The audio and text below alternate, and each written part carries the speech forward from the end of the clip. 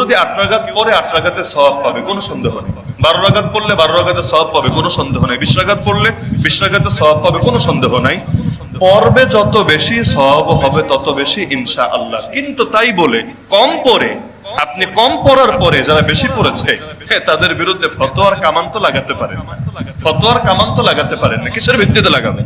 দলিল দিবে, আল্লাহ নবী তো পড়েছেন 20 রাকাত, পারলে একটা দলিল দাও। আরে ভাই, নবী পড়েছেন কত রাকাত এটা নিয়ে কোনো দলিল কেউ দিতে পারবে না। নবীজি যে পড়েছিলেন 3 দিন তারাবি সাহাবীদেরকে নিয়ে পড়েছেন, ঠিক কয় রাকাত পড়েছেন এই সংক্রান্ত কোন সহিহ হাদিস কেউ দেখাতে পারবে না।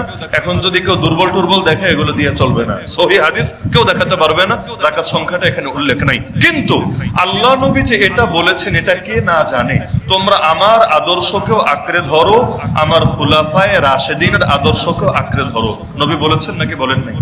এক সুন্নাত মানতে বলেন নাই, 2 সুন্নাত মানতে বলেছেন। আলাইকুম বিসুন্নতি, তোমরা আমার সুন্নাতকে আঁকড়ে ধরো, ওয়া সুন্নাতিল খুলাফায়ে রাশিদিন আল মাহদিয়িন, এবং হেদায়েত প্রাপ্ত সঠিক পথের অনুসারী খুলাফা যারা আছে, খলিফা যারা আছে, সুন্নাত ওয়াল জামাত।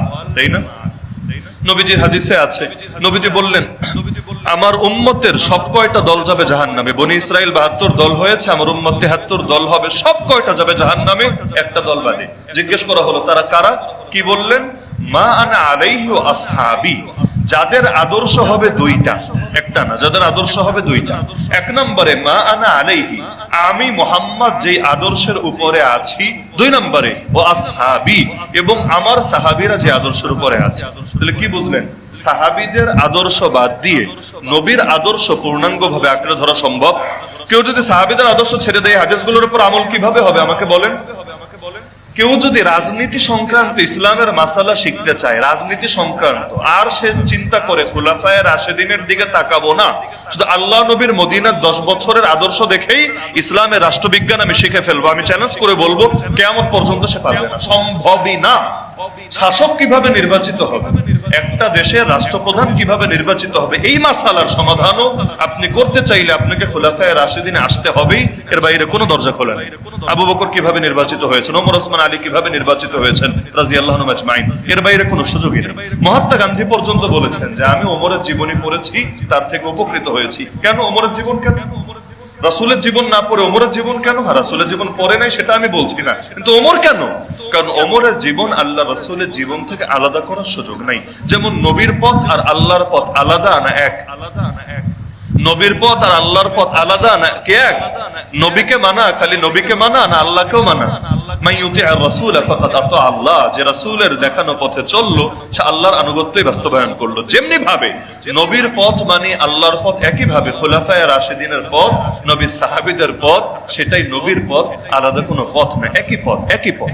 তো যার কারণে কেউ যদি মনে করে নবীর সাহাবীরা বেদাত করেছে, খুলাফায়ে রাশিদিন বেদাতের উপর প্রতিষ্ঠিত থেকেছে, অর্থ ভাই ঈমানের মধ্যে সমস্যা হয়ে গিয়েছে। সেই হক পথ থেকে বের হয়ে ইতিমধ্যে ভ্রান্তদের খাতায় নাম লিখিয়েছে। 3 জন খলিফা, ওমর রাদিয়াল্লাহু আনহু জামানায় শুরু হলো। তামিম দারি রাদিয়াল্লাহু আনহু তারাবির ইমাম ছিলেন, ভালো হাফেজ ছিলেন যেহেতু। উবাই ইবনে কাব এবং তামিম দারি তারা তারাবির ইমামতি করতেন, আর সাহাবীরা পেছনে 20 রাকাত নামাজ পড়তেন। এই যে শুরু হলো, একজন সাহাবী প্রতিবাদ করেছে, পারলে আমাকে বলেন একজন সাহাবী যে ওমর তুমি বেদাত শুরু করলে, এত বড় সাহস দিয়েছে গে, এমন কোন প্রমাণ থাকলে আমাকে বলেন। আচ্ছা, ওমরের জামানা বাদ দিলাম, মানলাম তর্কের খাতিরে ওমর ভুল করেছে, মানলাম। ওসমান কেন এসে সরালো না? আলী রাদিয়াল্লাহু আনহু কেন এসে কেন এটার বিরুদ্ধে বিদ্রোহ করলো না? তারা কেন প্রতিষ্ঠিত রাখলো? ওমর করে গেলেন, ওসমানও একই পথে চললেন, আলী রাদিয়াল্লাহু আনহু একই পথে চললেন। নবীর সমস্ত সাহাবীরা এটার উপর ঐক্যবদ্ধ হয়ে গেলেন, মেনে নিলেন, অর্থাৎ ইজমা।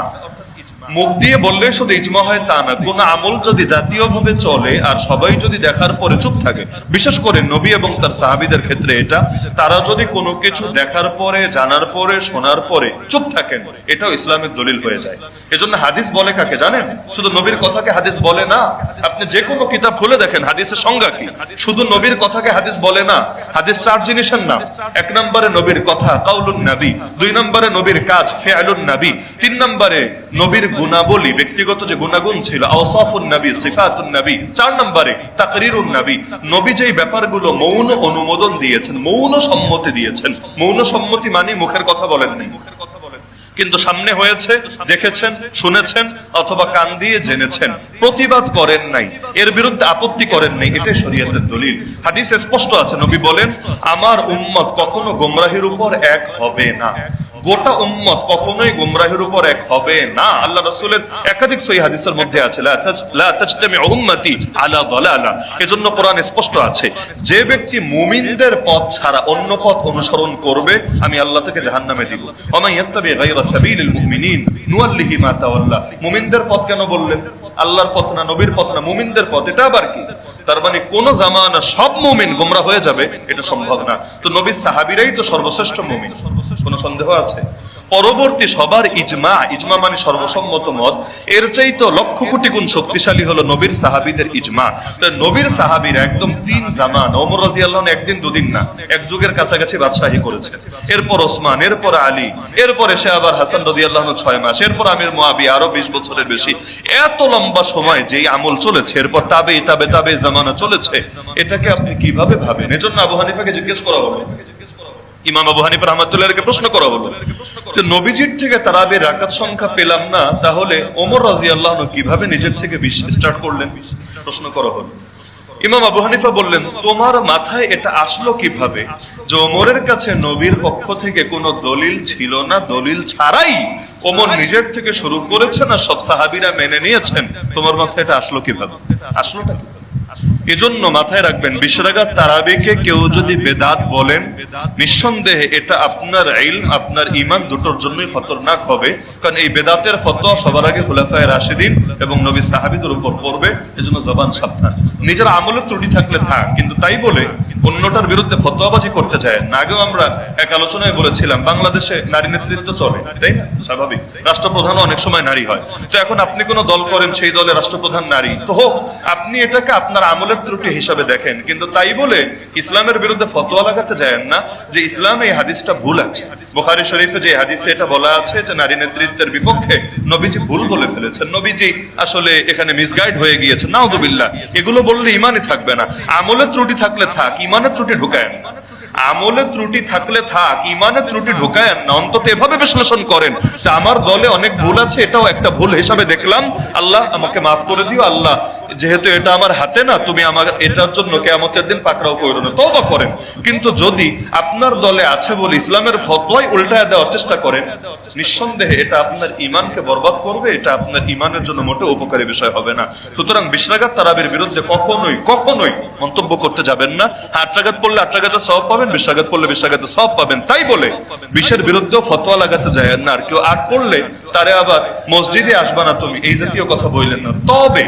তবে আমি বুঝি যেটা, যারা 8 রাকাত পড়ে চলে যায়, তার আগ থেকেই যাওয়ার প্রস্তুতিটা রাখা ভালো। সেটা কিভাবে?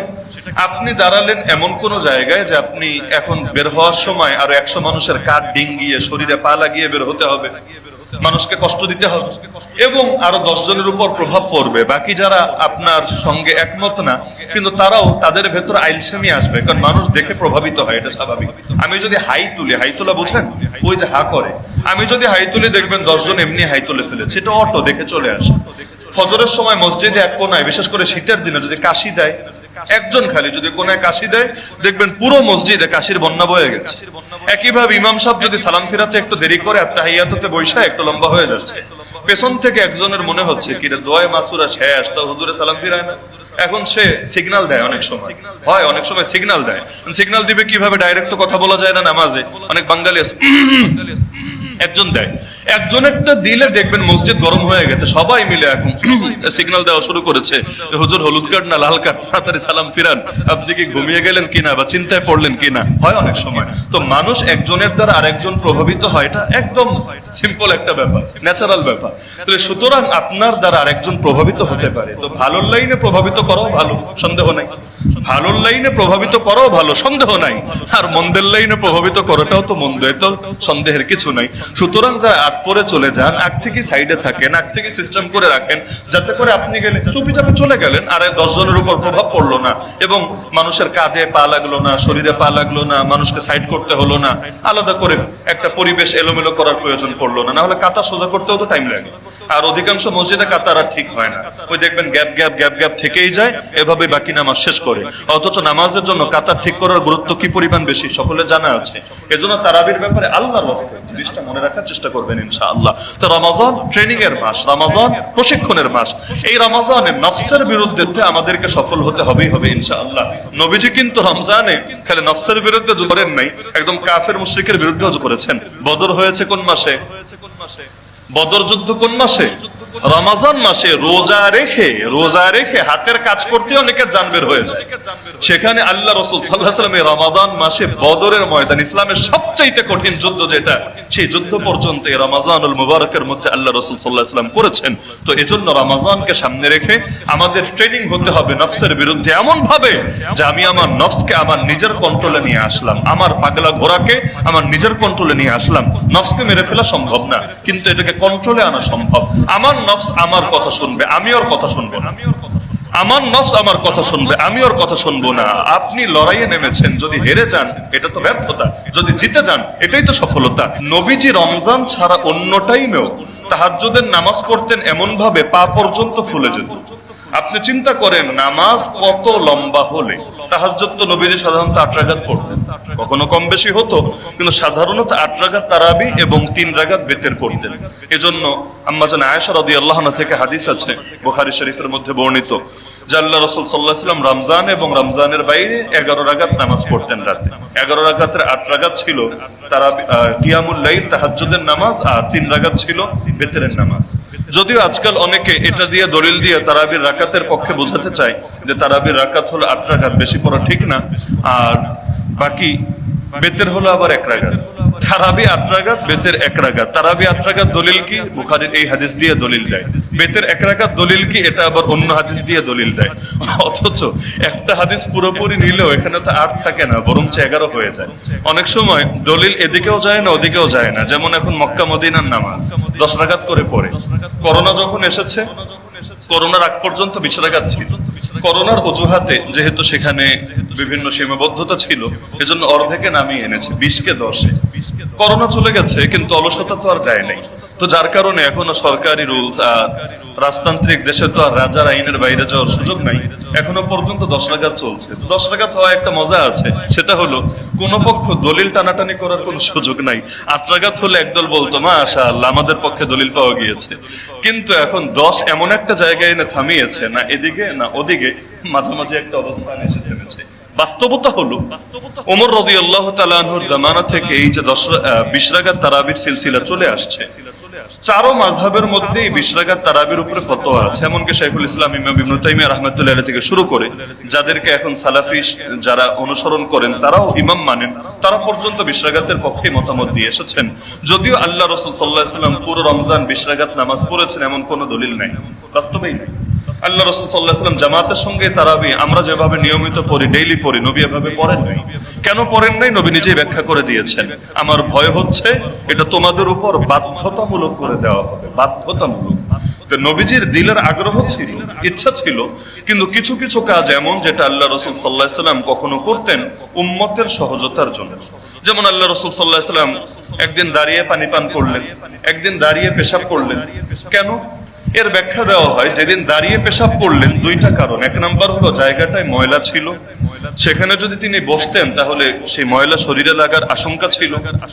আর আরেকটা ব্যাখ্যা করা হয় যে আল্লাহ রাসূল সাল্লাল্লাহু আলাইহি ওয়াসাল্লাম উম্মতের জন্য একটা সুযোগ খোলা রাখলেন, যে উম্মতের কখনো ওযর দেখা দিতে পারে, সেটা বিশেষ কোনো জায়গায়, এমন কোথাও গেলেন বিদেশে কোনো এয়ারপোর্টে বা এমন কোনো জায়গায়, সেখানে বসার সিস্টেমই রাখেনি, বাধ্য হয়ে আপনাকে দাঁড়িয়েই করতে হবে। এখন ওই রকম বিপদে পড়লে, ওজরে পড়লেও আপনার সামনে একটা দরজা যাতে খোলা থাকে, এটার জন্য আল্লাহ রাসূল জীবনে মাত্র একবার করে দেখিয়ে দিলেন যে স্বাভাবিক অবস্থায় এমন করবা না, কিন্তু কখনো যদি বেশি ঠেকায় পড়ে যাও তখন করতে পারো, তখন এটা তোমাদের জন্য নিষিদ্ধ না। ঠেকার মাসআলাও আল্লাহ রাসূল শিখিয়ে গিয়েছেন। দাঁড়িয়ে পানি পান করলেন, প্রচন্ড ভিড় ছিল, ওই হজের সময় তো এমনি ভিড় থাকে। তো আল্লাহ রাসূল সাল্লাল্লাহু আলাইহি ওয়াসাল্লাম দাঁড়িয়ে পানি পান করলেন, প্রচন্ড ভিড় ছিল। এখান থেকে উম্মতের সামনে এই বার্তাটাও ক্লিয়ার হলো যে পানি স্বাভাবিকভাবে বসে পান করাটাই সুন্নাত, নবীর নিয়মিত সুন্নাত। কিন্তু কখনো যদি বিশেষ কোনো প্রয়োজন দেখা দেয়, এমন কোন জায়গা যেখানে তাকে এখনই পানি পান করতে হবে, বসার মতো পরিস্থিতি নাই যে কোনো কারণে, তার জন্য বৈধতার একটা দরজা খোলা রাখা হলো। তাহলে অনেক কিছু এমন যেটা বৈধতার খাতিরে করা হয়েছে, যাতে করে উম্মতের সামনে পূর্ণাঙ্গ একটা আদর্শ থাকে, নিয়মিত আমলও থাকে, ঠেকার আমলও থাকে। ঠেকার আমল লাগে না আমাদের? আমরা যখন সফরে যাই অনেক সময় তো এমন হয় যে আমরা এমন কিছু সিচুয়েশনে পড়ি যেটা স্বাভাবিক জীবনে আমরা পড়ি না। ধরেন আপনি আকাশপথে হজ করতেই যাচ্ছেন, 8 ঘন্টা আপনাকে বিমানে থাকতে হবে। এখন বিমানে নামাজের টাইম এসেছে, নামাজ পড়বেন কিভাবে? ইসলামে তো এই শিক্ষাও থাকা লাগবে। যদি না থাকে কিসের পরিপূর্ণ দিন? পরিপূর্ণ মানে এখানে এই সবকটাও থাকতে হবে। এখন নবীর জামানায় বিমান ছিল না, সবক পাবো কিভাবে? হ্যাঁ, নবীর জামানায় বিমান ছিল না, কিন্তু উট ছিল। উটের পিঠে চড়ে মরুভূমিতে কখনো লম্বা লম্বা সফর তাদেরকে করতে হতো। ওই উটের পিঠে থাকাকালীনও তারা কিভাবে ইবাদত করেছেন, সেখান থেকে আজ আমাদের ইবাদতের সবক আমাদের সামনে এসেছে। এজন্য যারা বিমানে চড়ে নফল নামাজ যদি বসেও পড়ে, এটা ছাড় আছে। নফলের ক্ষেত্রে এই ছাড়টা আছে, কিন্তু ফরজ নামাজের ক্ষেত্রে দাঁড়িয়েও পড়তে হবে, এটার ক্ষেত্রে কোনো এখানে ছাড় নেই। এখন যদি দাঁড়িয়ে স্বাভাবিকভাবে পড়তে পারে আলহামদুলিল্লাহ, যদি না পারে, যদি সিটে বসেই তাকে পড়তে হয় বাধ্যতামূলক ভাবে, তাহলেও তার জন্য জরুরি হলো সে কিবলা দিকে, যত সম্ভব কিবলার দিকে মুখ করে বসে বসে নামাজ পড়বে। কিন্তু এর দ্বারা নামাজের পূর্ণ হক আদায় হবে না, বরঞ্চ তাকে এয়ারপোর্টে নামার পরে অথবা হোটেলে যাওয়ার পরে ওই নামাজটা আবার রিপিট করে নিতে হবে। তার মানে ঠেকা কাজ ছাড়লো, কিন্তু এর দ্বারা নামাজের পূর্ণ হক তার আদায় হবে না, বরঞ্চ যখনই সে সুযোগ পাবে তখনই তাকে নামাজটা রিপিট করে নিতে হবে।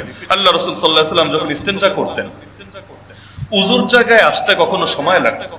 আরব দেশে ওই সময় তো আর এরকম প্রচলিত বাথরুম ছিল না, আমাদের যেমন এখন স্পেশাল ঘরের সাথে বাথরুম লাগানো আছে। নবীর জামানায় তেমন ছিল না, বাথরুম করার জন্য দূরে যাওয়া লাগবে।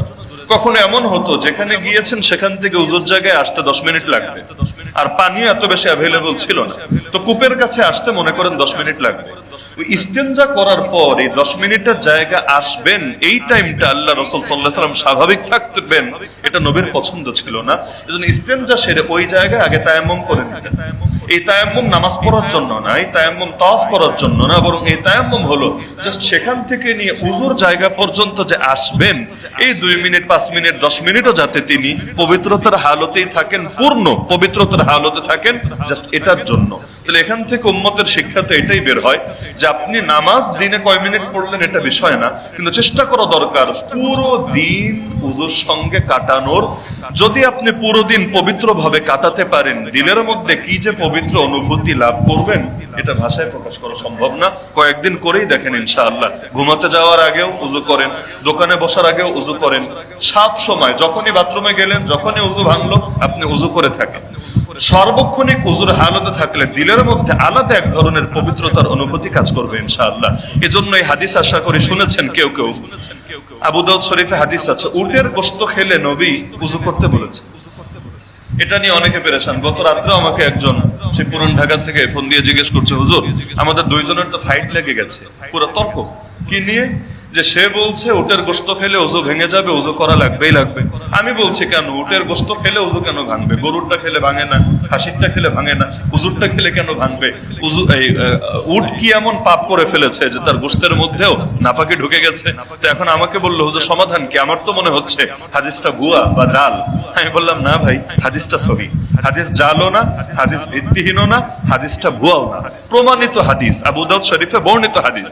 কিন্তু এর ব্যাখ্যা আবার সে যেটা করেছে ব্যাখ্যা এটা না। তাহলে ব্যাখ্যা কি? ব্যাখ্যা হলো আল্লাহ রাসূল সাল্লাল্লাহু আলাইহি ওয়াসাল্লাম কিছু আদেশ করেছেন এটা উম্মতের জন্য বাধ্যতামূলক হিসাবে, আর কিছু আদেশ করেছেন পরামর্শ হিসাবে। পরামর্শ যদি এটা করে উম্মতের কিছু ফায়দা হবে এভাবে। যেমন নবীর জামানে এক দাসী ছিল যার নাম বারিরা রাদিয়াল্লাহু আনহা। দাসী থাকাকালীন তার বিয়ে দিয়েছিল তার মনিব একজন পুরুষের সঙ্গে। এক পর্যায়ে তার মনিব তাকে মুক্ত করে দিল যে তোমাকে আর দাসী রাখবো না, আমি আজাদ করে দিলাম, তুমি স্বাধীন। ইসলামে একটা বিধান হলো কেউ দাসী থাকাকালীন মনিব যদি তাকে বিয়ে দেয়, যখন সে স্বাধীন হবে, আজাদ হবে, তখন সে ইচ্ছার স্বাধীনতা পায়। সে চাইলে আগের সংসার বহাল রাখতে পারে, আবার চাইলে সে সেই সংসারকে বিচ্ছিন্ন করে নতুন করে অন্য কারোর সাথে বৈবাহিক বন্ধনে আবদ্ধ হতে পারে। নারীর স্বাধীনতা রক্ষা করেছে ইসলাম। কারণ দাসী থাকাকালীন তার ইচ্ছার খুব বেশি গুরুত্ব থাকে না। মনিব তার মতামত নিয়েই বিয়ে দিবে, এটা হয়তো সব ক্ষেত্রে হবে না। এমন হতে পারে মনিব তার উপর চাপিয়ে দিয়েছে। তো যখন সে স্বাধীন হবে, তার এই ইচ্ছার সুযোগ থাকবে, সে চাইলে আগের সংসারও রাখতে পারে, চাইলে ভাঙতে পারে। তো বারিরা রাদিয়াল্লাহু আনহা যখন স্বাধীন হয়েছেন, তিনি জানিয়ে দিলেন যে আমি আমার স্বামীর সঙ্গে সম্পর্ক ছিন্ন করে দিলাম, এই সংসার আমি আর রাখবো না। তার স্বামী তাকে এত বেশি ভালোবাসতেন, তিনি পাগলের মতো হয়ে গেলেন। তিনি মদিনার অলিতে গলিতে একদম পুরো কান্নাকাটি করতে লাগলেন। এমন আফসোস, মানে মনে হচ্ছিল যে তার জীবনই আর বাঁচবে না, তিনি বিশাল ক্ষতিগ্রস্ত হয়ে যাবেন। সাহাবীরা নবীর কাছে গিয়ে বললেন, ইয়া রাসূলুল্লাহ, এখন ইসলামের বিধান অনুসারে বাড়িরা তো নিজের স্বাধীনতা উপভোগ করেছে, কিন্তু তার সাবেক স্বামীর তো জীবন যায় যায় অবস্থা, এখন কি করা যায় আপনি বলেন। নবীজি বারিরা রাদিয়াল্লাহু আনহুকে ডেকে তাকে পরামর্শ দিলেন, শোনো বারিরা, তুমি তার সঙ্গে সম্পর্কটা বহাল রাখো, সম্পর্কটা ভাঙার দরকার নেই, তুমি তার সঙ্গে সম্পর্কটা স্বাভাবিক রাখো। বারিরা রাদিয়াল্লাহু আনহু শুনে ডাইরেক্ট প্রশ্ন করলেন, ইয়া রাসূলুল্লাহ, এটা কি আদেশ নাকি পরামর্শ? ডাইরেক্ট নবীর সঙ্গে। আমাদের অনেক সময় তেমন হয়, হুজুরের সঙ্গে কথা বলতে আমরা সংকোচ বোধ করি, কিন্তু সাহাবীদের সম্পর্ক নবীর সাথে কতটা ফ্রি ছিল দেখেন। ডাইরেক্ট প্রশ্ন করছি, ইয়া রাসূলুল্লাহ, এটা কি আদেশ নাকি পরামর্শ? যদি আদেশ হয় আমার মাথার উপরে, আমি এটা নিয়ে কোনো দ্বিধা রাখবো না, আপনি যা বলবেন আমি বিনা বাক্যে সেটাই করবো ইনশাআল্লাহ। আর যদি পরামর্শ হয়, তাহলে তো এটা গ্রহণ করা বা না করার ক্ষেত্রে আমি স্বাধীন, তাই না? নবীজি বললেন, না, এটা আদেশ না, এটা আল্লাহর পক্ষ থেকে বাধ্য করা কোনো নির্দেশ না, বরং জাস্ট আমার ব্যক্তিগত পরামর্শ। এবার তিনি বললেন, ইয়া রাসূলুল্লাহ, তাহলে পরামর্শটা আমি নিতে পারলাম না, দুঃখিত। পরামর্শটা আমি নিতে পারলাম না, দুঃখিত। আল্লাহ রাসূল সাল্লাল্লাহু আলাইহি ওয়াসাল্লাম কিছু মনে করলেন না এবং তিনি তার আগের সংসারে আর ফিরে গেলেন না। তাহলে কি বুঝলেন? নবীজি সব আদেশ এক পর্যায়ে না, বরঞ্চ আদেশটা তিনি কি হিসাবে দিচ্ছেন এটা মুখ্য বিষয়। কোরআন খুললে দেখবেন এই মূলনীতিটা বোঝানো আজকে আমাদের আলোচনার সঙ্গে খুব বেশি জরুরি ছিল না, কিন্তু এখন অনেকেই পড়াশোনা করে, আলহামদুলিল্লাহ, এটা ভালো জিনিস। তো পড়াশোনা করতে গিয়ে কারো কারো বদহজম হয়ে যায়, এক মূলনীতি নিয়ে আরেক জায়গায় ফিট করে দেয়। ইসলামের কোরআন বোঝার একটা মূলনীতি হলো যে আল্লাহ যেটা আদেশ করেন সেটা অবধারিত হয়ে যায়, স্বাভাবিক নীতি এটা। কিন্তু আপনি কোরআন খুললে দেখবেন আল্লাহ বলে দিয়েছেন, ওয়াইদা হালালতুম ফাসতাদু, যখন তোমরা হালাল হবা। হালাল হওয়া মানে বুঝেন, ইহরাম যখন বাঁধে, হজে যাক বা উমরায় যাক, মানুষ যখন ইহরাম বাঁধে ওই সময় বহু জিনিস তার জন্য নিষিদ্ধ হয়ে যায়, করতে পারে না। যখন তার ইবাদত সম্পন্ন হয় এবং সে গিয়ে মাথা মুন্ডন করে নেয় অথবা চুল খাটো করে নেয়, ইহরাম থেকে পবিত্র হয়, এটাকেই বলে হালাল হওয়া।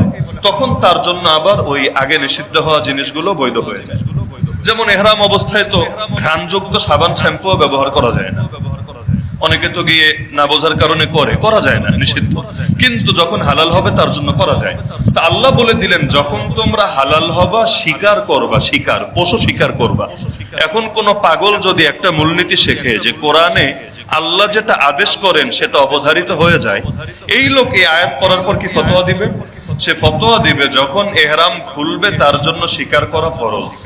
এখন তাকে তীর নিয়ে বনে যেতে হবে, হরিণ ধরে আনতে হবে, না হলে অন্য কোনো পশু শিকার করতেই হবে। কারণ আল্লাহ যেটা আদেশ করেছে, মৌলবী সেটারে ফরজ না বলার কে? এটা করা লাগবেই লাগবে। আল্লাহর আদেশ পালন করবে না তো কারটা করবে? অথচ আপনি তাফসীরের কিতাব খোলেন, মুফাসসিরিনে কেরাম বলে দিবেন না, আল্লাহ আদেশ করেছেন সত্য, কিন্তু নামাজ পড়তে বলেছেন ওইটাও আদেশ, শিকার করতে বলেছেন এইটাও আদেশ, দুই আদেশ এক না। এক আদেশ করেছেন ফরজ হিসাবে, আর এক আদেশ করেছেন বৈধতা বোঝানোর স্বার্থে, যে এতদিন তোমার জন্য এটা অবৈধ ছিল, আমি আল্লাহ এখন তোমার জন্য আবারও বৈধতা দিয়ে দিলাম, জাস্ট এটা জানানোর জন্য। তাহলে সব আদেশ একরকম হয় না। উটের গোশত খেলে, কথা বুঝেন, উটের গোশত খেলে উযু করা লাগবে, এটা নবীর বাধ্যতামূলক পরামর্শ না, বরঞ্চ এটা উম্মার কল্যাণের প্রতি বিবেচনা করে পরামর্শ। উটের গোশতের মধ্যে এই পরিমাণ শক্তি আছে, মানুষ যখন খায় তার ভেতরে শাহওয়াত জাগ্রত হওয়া, তার চাহিদা জেগে ওঠা খুবই স্বাভাবিক ব্যাপার। গরুর গোশতই তো স্বাভাবিক ব্যাপার, উট তো আরো বেশি স্বাভাবিক ব্যাপার। আল্লাহ রাসূল সাল্লাল্লাহু আলাইহি ওয়াসাল্লাম এই উযুর পরামর্শটা দিয়েছেন এই কারণে, যাতে করে উযু করার দ্বারা তার দিলের মধ্যে আবারও পবিত্রতার অনুভূতি জাগ্রত হয় এবং তার শাহওয়াতটা ধীরে ধীরে দুর্বল হয়ে আসে। যেমন রাগ যদি ওঠে কারো, তাকে কি পরামর্শ দেওয়া হয়েছে? দুইটা।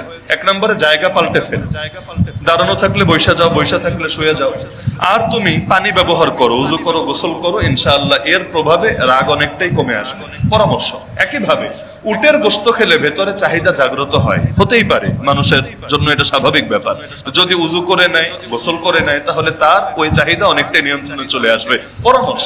কিন্তু এর মানে এটা না যে উটের গোশত খেলে উযু ভেঙে যাবে এবং নতুন করে উযু না করে নামাজ পড়লে নামাজ হবে না, বিষয়টা এমন না। পরামর্শ। এজন্য কোরআন হাদিস বুঝতে কোন কথা কি জন্য বলেছেন বোঝা জরুরি। উদাহরণ হিসেবে আরেকটা হাদিস বলি, তিরমিজি শরীফে হাদিস আছে, সহিহ হাদিস। নবী বলেছেন উযু ভাঙবে না গন্ধ না আসলে এবং আওয়াজ না হলে। মানে তো বুঝতেই পারছেন। এখন যদি কেউ স্বাভাবিকভাবে হাদিসটা পড়ে, সে কি বুঝবে? সে বুঝবে হালকা পাতলা বায়ু বের হলে স্থির করে বের হয়েছে, কোনো আওয়াজও নাই, কোনো গন্ধও নাই, সমস্যা নেই, উযু টুজু ভাঙবে না। উযু ভাঙার জন্য কি লাগবে? হয়তো বোম ফোটার মতো আওয়াজ লাগবে, না হলে এমন গন্ধ আশপাশের মানুষও নাকে রুমাল দিতে বাধ্য হবে। এমন যদি হয় তাহলে উযু ভাঙবে, না হলে উযু ভাঙবে না। এই ফতোয়া দিবে, দলিল দিবে তিরমিজি শরীফের এই হাদিস থেকে। অথচ এই হাদিসটা তার জন্য দলিল হবে না। কেন হবে না? নবীজি এই হাদিসটা তোমার মতো সুস্থ মানুষের জন্য বলেন নাই। নবীজি এটা পরামর্শ হিসাবে বলেছেন ওয়াসওয়াসার রোগীদের জন্য। ওয়াসওয়াসার রোগী বুঝেন? এটা একটা রোগ। কিছু মানুষের এমন ওয়াসওয়াসা জাগে, উযু করতে 10 মিনিট লাগে। হাত 3 বার না, যদি 10 বার ধোয় তাও মনে হয় না, মনে হয় আমার ধোয়া বাকি রয়ে গেছে। এমন লোক আছে উযু করে মসজিদে আসার আগে তার মনে হয় এই এক ফোঁটা মনে হয় আবার বের হয়ে গেছে, আবার গিয়ে উযু করে। আবার আসার আগে মনে হয় এই মনে হয় আরেক ফোঁটা বের হয়েছে, আবার গিয়ে উযু করে আসে। এরকম ওয়াসওয়াসা রোগ, আল্লাহ হেফাজত করুক। এটা হাসার জিনিস না, এটা আসলে কষ্টের জিনিস। যার হয় সে বোঝে। এমন মানুষ আছে পেশাব করার পর পবিত্র হতে তার দেখা যায় 5 মিনিট লাগে। কেন? তার মাথায় মনে হয় যে না, আমি এখন এই টিস্যুটা ফেলে দিলে আমার মনে হয় আরো কিছু বের হবে, আমার মনে হয় উযুর উপর এটা প্রভাব পড়বে। কষ্টকর এটা। ওয়াসওয়াসা একটা রোগ, এটার আলাদা চিকিৎসা আছে। ইসলাম অনুসারেও চিকিৎসা আছে আর জাগতিক চিকিৎসাও আছে। তো কারো যদি এমন রোগ হয় যে তার মনে হয় খালি বায়ু বের হচ্ছে আর হচ্ছে আর হচ্ছে আর হচ্ছে, সারাদিন খালি মনে হতেই থাকে বায়ু বের হচ্ছে, এই লোক নামাজ পড়বে কেমনে? নামাজ পড়বেটা কিভাবে? তার তো নামাজে দাঁড়ালে প্রত্যেক রাকাতেই মনে হবে উযু তো ভেঙে গেছে, আবার যাবে উযু করবে, আবার দাঁড়ালে মনে হবে, লাস্টে তো বলবে দেখ নামাজই পড়বো না। এভাবে তো সম্ভব না, নামাজই পড়বো না। সে কি করবে? নবীজি তাকে বলে দিলেন, সুস্থ রোগীকে না, তাকে বলে দিলেন যে তোমার জন্য করণীয় হলো তুমি সম্পূর্ণ 100% নিশ্চিত হওয়ার আগ পর্যন্ত সন্দেহকে কাজে লাগাবা না। যতক্ষণ 100% নিশ্চিত না হবা। কিভাবে নিশ্চিত হবা? এই যে 2টা আলামত নবী বললেন, এর আগ পর্যন্ত সন্দেহকে তুমি মোটেও কাজে লাগাবা না। সম্পূর্ণ নিশ্চিত হওয়ার পর তুমি ফিরবে। একইভাবে উযুর ক্ষেত্রে নবীজি বলেছেন যে কাপড়ের উপর লুঙ্গি থাক আর পায়জামা থাক, একটু পানি ছিটায় দিবা। কেন? ওই যে যাদের সমস্যা হয়, মনে হয় বের হয়েছে, তো একটু পানি ছিটায় দেবে এটা, তাহলে আর তোর মনে হবে না। তোর যদি তো পরে সন্দেহ জাগে, মনে হবে আরে পানি তো আমি দিয়েছি, এটা অন্য কোনো পানি না। তাহলে সুস্থ মানুষের ফতোয়া আলাদা, এটা আলাদা। একইভাবে যেখানে গোসল করে পেশাব করা নিষেধ, যেখানে গোসল করে মানে ওই জায়গাটা আলাদা কমোডো না, ওই জায়গাটায় পেশাব করা নিষেধ। কেন? আগের যুগে সাধারণত এরকম পানি প্রবাহিত হওয়ার আমাদের যেমন সুন্দর সিস্টেম, পানি ঢালবে না সুন্দর মতো চলে যাবে, এরকম সিস্টেম ছিল না। দুনিয়াটা এত উন্নত হয়ে সারে নেই। তো এখন মাথায় পানি ঢাললে দেখা যেত পানিগুলো জমা থাকতো। আপনি যদি ওই কলপার ছাড়া স্বাভাবিক কোথাও বালতি নিয়ে পানি ঢালেন, তাহলে কিছু পানি তো জমা থাকে। তো নবীজি পরামর্শ দিয়েছেন এখানে পেশাব যদি কেউ করে কি হবে? আগে পেশাব করলো, পরে পানি ঢেলে গোসল করলো, কি হবে? যখন সে আসবে তার মনে হবে আরে পেশাবের সাথে পানি যখন মিশ্রিত হয়েছে, পুরো পানি তো না পাক। আর আমি যখন পানি ঢেলেছি একটু একটু ছিটা তো এসেছেই গায়ে, ছিটা যেহেতু এসেছে আমার গাও না পাক, আমি নামাজ পড়বো কিভাবে? আমি এখন ইবাদত করবো কিভাবে? তো যার কারণে ওয়াসওয়াসা যাতে না আসে, এজন্য আল্লাহ রাসূল এই পরামর্শ দিয়েছেন। এজন্য মাথায় রাখবেন কোন দলিল কার জন্য হয় এটা ভালো করে বোঝা দরকার। তো এই যে তারাবি প্রসঙ্গে এতগুলো কথা বললাম, এত মূলনীতি শেখানো দরকার ছিল না। তো তারাবির ক্ষেত্রে যারা বলে যে 8 রাকাতের বেশি পড়লে বেদাত হবে, এমন এক শ্রেণীর লোক আছে না? এই উন্নত মসজিদে গেলেও দেখা যায় 8 রাকাতের পর মাশাআল্লাহ একদম পুরা মসজিদ অর্ধেক খালি হয়। আমার ছোট 2টা বাচ্চাকে নিয়ে নামাজ পড়লাম 2 দিন, একটা 6.5 বছর আর একটা 5 বছর। যখনই বের হয় আমারে বলে আব্বু জোরে জোরে, তো আব্বু মানুষ বের হয়ে যাচ্ছে কেন? কারণ আমিও সংকোচে পড়ে যাই, আসলে কি বলে জবাব দিব, কোন জবাবটা তাদের বোঝার জন্য সহায়ক হবে। এখন কেন বের হচ্ছে এটা তো ইখতিলাফ তারে বোঝানো আমার পক্ষে সম্ভব না। হ্যাঁ, এখন আমি এটা বলছি না যে ব্যক্তি 8 রাকাত পরে বের হয় তার নামাজ পড়াই উচিত না, তার আসাই উচিত না, না, এগুলো তো নির্বুদ্ধিতা, এগুলো অধ্যত্ত। যে যতটুকু পড়বে সে তার সওয়াব পাবে। কেউ যদি তারাবি 2 রাকাত পড়ে 2 রাকাতে সওয়াব পাবে, কেউ যদি 10 রাকাত পড়ে 10 রাকাতে সওয়াব পাবে। এখন যে 2 রাকাত পড়ে আমি তো তারে বলতে পারি না ভাই তুমি মসজিদে আইসই না, তুমি নামাজ পড়ই না, এটা তো বাড়াবে। একজন মানুষের মধ্যে যতটুকু আছে সেটা স্বীকৃতি দেওয়া দরকার, যেটা নাই সেটার জন্য মেহনত করা দরকার। এটাই তো ইসলামের শিক্ষা। আজকাল কি হয়, একজন মানুষ ধরেন ইসলামের জন্য কিছু করতে চায়, আপনি গিয়ে তাকে বোঝানো শুরু করেন, বেটা তোর মুখে দাঁড়িয়ে নাই, তুই আবার ইসলামের খেদমত করবি, তোর গায়ে সুন্নতি জামাই নাই, তুই দিন কায়েমের মেহনত করবি। আরে অদ্ভুত কথা, তার এক জায়গায় তার সুন্নতের ত্রুটি আছে বলে সে ফরজ করবে না? তার ভেতরে সুন্নতের ত্রুটি আছে, মানলাম যে তার কাপড়টা যেমন হওয়া দরকার ছিল তেমন হয় নাই, মানলাম এটা তার ত্রুটি, কিন্তু তাই বলে সে এখন দিন কায়েমের মেহনত যেটা আল্লাহ ফরজ করে দিয়েছেন এটা সে করবে না, এটা কেমন কথা? যার যেটা, এমন বহুত মানুষ আছে, বহুত পাগল আছে, ওরা তারাবি পড়ে না কেন? আপনি তারাবিতে আসার সময় বলবেন চল দোস্ত তারাবি পড়ে আসি, না আমি তারাবি পড়বো না, কেন? আমি রোজা রাখি নাই, বলে না? আর রোজা রাখে নাই, এক পাপ করেছে, তো তারাবি না পড়ে রাখি, পাপের পাল্লা আরো ভারী করবে না? অদ্ভুত ব্যাপার। একটা করো নাই তো আরেকটা করো। অনেক সময় গ্রামের মাহফিলে সিন্নি দেয়, তবরক বলে এটাকে, গ্রামে এটা খুব ভালো চলে অনেক গ্রামে। তো এখন যখন তবরক দেয়, আর মাহফিলের শ্রোতা আগে কত ছিল এটা বিষয় না, আগে যদি থাকে 10,000, তবরক দেওয়ার সময় হয়ে যায় 20,000। কেন? কারণ অনেকে চিন্তা করে, বিশেষ করে ছেলেপেলেরা চিন্তা করে যে আমরা বয়ান শুনি নাই, ঠিক আছে মানলাম এক পাপ করেছে, যদিও পাপ না, মানে বোঝার খাতিরে এক পাপ করেছি, এখন সিন্নি না নিয়ে কি আরো পাপ করবো নাকি? পাপের পাল্লা এত ভারী করা যাবে না, অন্তত পাপের পাল্লাটা হালকা রাখি। এজন্য ওয়াজ না শুনলে নাই, সিন্নি নেওয়ার ক্ষেত্রে যুদ্ধ করতে হবে, প্রতিযোগিতা করতে হবে, এটা চলে বাংলাদেশের মধ্যে। তো এখন আপনি রোজা রাখেন নাই, অবশ্যই ত্রুটি, কিন্তু তারাবি পড়ার জন্য রোজা রাখা কি বাধ্যতামূলক? তারাবি না পড়লে আরেকটা ইবাদত ছুটছে না আপনার? রোজা রাখেন নাই, একটা ছুটে গেল, তারাবি পড়লেন না, আরো একটা ছুটে গেল। তাহলে সুতরাং একটার জন্য আরেকটারও তো এই করা উচিত না। একইভাবে অনেকে আছে রোজা রমজানের দিনে ঠিকভাবে নামাজ পড়তে পারে না বলে রোজাই রাখে, যে আমার ব্যবসায়িক চাপ এত বেশি, জোহরটা আমার মিস হয়ে যায়, আসরটা মিস হয়ে যায়। নিঃসন্দেহে নামাজ ত্যাগ করো বড় পাপ, কোনো সন্দেহ নাই, বড় পাপ। কিন্তু নামাজে ত্রুটি আছে বলে ইচ্ছা করে রোজায় ত্রুটি করবেন, এটা তো কিছুতেই হয় না। বহুত লোক ফরজ হজ করে না, কেন? হুজুর আমার মধ্যে এত ত্রুটি, এই বয়সে আসলে হবে না, আগে বুড়া হই, বাচ্চা কাচ্চা বিয়া দেই, নাতিপুতি হোক, এরপর আমি পীরে কামেল হব, জামানের হাসান বসরি হব, এরপর হজ করে একদম আলিফের মতো সোজা হয়ে যাব, বাকি জীবন একদম পুরা হাসান বসরি হয়ে কাটাবো। অদ্ভুত ব্যাপার। আমরা জোয়ানকালে হজে গিয়ে জান বের হয়ে যায়, বাস্তব। এখন হজ বহুত সহজ, যারা মুরব্বীর আগে গিয়েছেন, এখনের জামানা গেলে আপনার মনে হবে যে জান্নাতে চলে এসেছেন, এত সহজ হজ। তারপরও এই জুয়ান মানুষেরই জান বের হয়ে যায়। আমার বারবার খালি মুরব্বীদের দেখছিলাম, আফসোস হচ্ছিল, আমারই এত কষ্ট হচ্ছে, আল্লাহর বান্দা কিভাবে কি পাচ্ছে। তাহলে দেখা যাচ্ছে জুয়ানকালে এত কষ্ট, তাহলে বুড়াকালে কি হয়? তাহলে শক্তি থাকতেই তো এটা কাজে লাগানো দরকার, শক্তি শেষ হওয়ার পর এটা করে কি হবে?